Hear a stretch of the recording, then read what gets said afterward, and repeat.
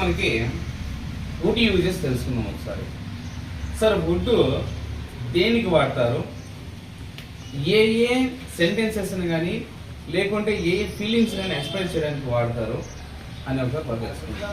Sir would అంటే గిన విల్కి పాస్ట్ ఫామ్ ఏమంటామంటే వుడ్ అని అంటాం. ఏమంటామప్ప? విల్కి పాస్ట్ ఫామ్. విల్కి పాస్ట్ ఫామ్. విల్కి పాస్ట్ ఫామ్ ఇది అంటే కనుక వుడ్ అనమాట. అర్థమవుతుందా? సార్ ఈ వుడ్ని ఎక్కడెక్కడ వాడతారు సార్ అంటే కనుక it is use to express customary action in the past. గతంలో అలవాటుగా చేసే పనులను చెప్పడానికి వుడ్ని వాడతారు. ఇంకో పాయింట్ గుర్తుపెట్టుకోండి, వుడ్తో పాటు యూజ్డ్ టూని కూడా ఎందుకు వాడతారు అంటే కనుక గతంలో ఉండే అలవాటుని చెప్పడానికి వాడతారు. యూజ్డ్ టు ప్లేస్ లో వుడ్ ను కూడా వాడతారు. అర్థమవుతుందా? వుడ్ అన్నా వాడచ్చు, యూజ్డ్ టు అన్నా వాడచ్చు. అర్థమవుతుందా? నెక్స్ట్ సెకండ్ పాయింట్ ఎగ్జాంపుల్ అమ్మా. He would play games. He would play games అంటే అతను అప్పుడు ఆటలు ఆడేవాడు. నెక్స్ట్ అప్ప it is use to express willingness. మన యొక్క సమ్మతి చెప్పడానికి, మన యొక్క విల్లింగ్నెస్ చెప్పడానికి వుడ్ ని వాడతారు అనమాట. Example, he said he would help me. అతను చెప్పాడు అతను నాకు హెల్ప్ చేస్తానని చెప్పాడు. అర్థమవుతుందా? అంటే అతను నాకు హెల్ప్ చేస్తాను, ఆయన ఒప్పుకున్నాడు.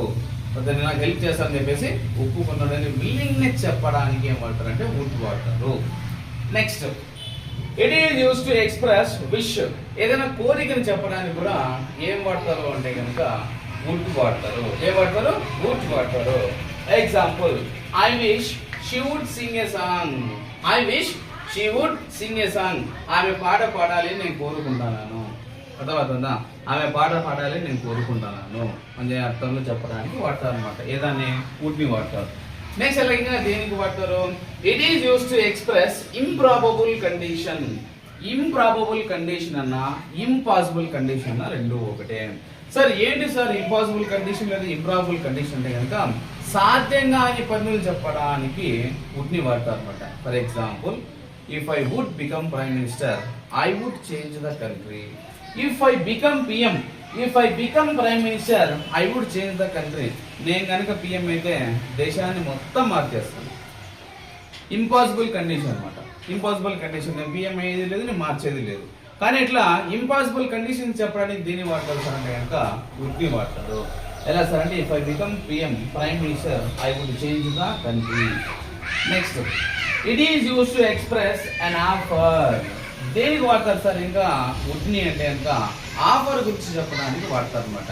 Example, would you have some coffee, would you have some coffee, would you have breakfast, would you have some milk, would you have tea. ఇలా చెప్పడానికి వుడ్ని వాడతారు అనమాట. ఇంకా ఎక్కడ వాడతారు సార్ వుడ్ని అంటే కనుక పొలైట్ రిక్వెస్ట్ ని చెప్పడానికి కూడా వుడ్ని వాడతారు. ఏం చెప్పడానికి? పొలైట్ రిక్వెస్ట్ ని చెప్పడానికి కూడా వుడ్ని వాడతారు. Example, would you mind lend me your bike. ఏమనుకోకుండా మీకు బైక్ ఇస్తారా? ఏమనుకోకుండా మీకు బైక్ ఇస్తారా? Would you mind lend me some money. ఏమనుకోకుండా కొంచెం డబ్బులు ఇస్తారా? మళ్ళీ మీకు తిరిగి ఇచ్చేస్తాను అని చెప్పడం కోసం వుడ్ని వాడతారు. అర్థమవుతుందా?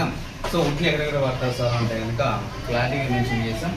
కస్టమర్ యాక్షన్ చెప్పడానికి వాడతారు, విల్లింగ్నెస్ చెప్పడానికి వాడతారు, విష్ని చెప్పడానికి వాడతారు, తర్వాత ఇంప్రాబబుల్ కండిషన్స్ చెప్పడానికి వాడతారు, నెక్స్ట్ తర్వాత ఆఫర్ని చెప్పడానికి వాడతారు, తర్వాత పొలైట్ రిక్వెస్ట్ని చెప్పడానికి వుడ్ని వాడతారు. అర్థమవుతుందా? ఈ వుడ్ని బేస్ చేసుకొని ఇప్పుడు చెప్పిన ఎగ్జాంపుల్స్ బేస్ చేసుకొని మనం ఓన్గా ఎగ్జాంపుల్స్ రాయాల్సి ఉంటుంది. మనం ఓన్గా ఎగ్జాంపుల్స్ రాస్తే మనం మాట్లాడేటప్పుడు ఇది గుర్తుకు వస్తుంది అనమాట. ఓకేనా? రైట్.